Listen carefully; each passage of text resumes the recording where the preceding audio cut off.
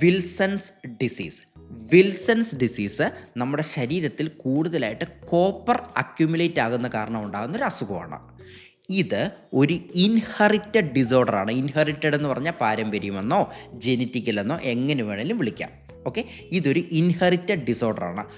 Copper already നമ്മുടെ ശരീരത്തിൽ ഉള്ളതാണ്. ഇത് കൂടിക്കഴിഞ്ഞാൽ അത് ഹാർട്ടിനെ എഫക്റ്റ് ചെയ്യാം, അത് ബ്രെയിനിനെ എഫക്റ്റ് ചെയ്യാം, അത് ലിവറിനെ എഫക്റ്റ് ചെയ്യാം. കോപ്പർ നമ്മുടെ ശരീരത്തിൽ നിന്ന് പുറത്ത് കളയുന്നത് ലിവർ ഉണ്ടാക്കുന്ന ബൈലാണ്. ഈ വിൽസൺസ് ഡിസീസ് ഉള്ള ആൾക്കാർക്ക് ഈ കോപ്പർ പുറത്ത് പോകത്തില്ല, കോപ്പർ കെട്ടിക്കിടക്കും. കോപ്പർ നമുക്ക് ഫുഡിൽ നിന്ന് കിട്ടുന്നതാണേ. ഈ ഫുഡിൽ നിന്ന് കിട്ടുന്ന കോപ്പർ ശരീരത്തിൽ കെട്ടിക്കിടക്കും, ബൈല് കോപ്പർ കളയത്തില്ല. അങ്ങനെയാണ് ഈ കോപ്പർ കെട്ടിക്കിടന്നിട്ട് വിൽസൺസ് ഡിസീസ് ഉണ്ടാകുന്നത്. വിൽസൺസ് ഡിസീസ് ഉള്ള പേഷ്യൻ്റ് കാണിക്കുന്ന കോംപ്ലിക്കേഷൻസ് അത് ലിവറിനെ എഫക്റ്റ് ചെയ്യാം, കിഡ്നിയെ എഫക്റ്റ് ചെയ്യാം, ഹാർട്ടിനെ എഫക്റ്റ് ചെയ്യാം, ഈവൻ ന്യൂറോളജിക്കൽ പ്രോബ്ലംസ് ബ്രെയിനിനെ എഫക്റ്റ് ചെയ്യാം. Okay, so brain related, kidney related, liver related symptoms ഒക്കെ ആയിരിക്കും, കോംപ്ലിക്കേഷൻസ് ഒക്കെ ആയിരിക്കും പേഷ്യൻസ് കാണിക്കുന്നത്.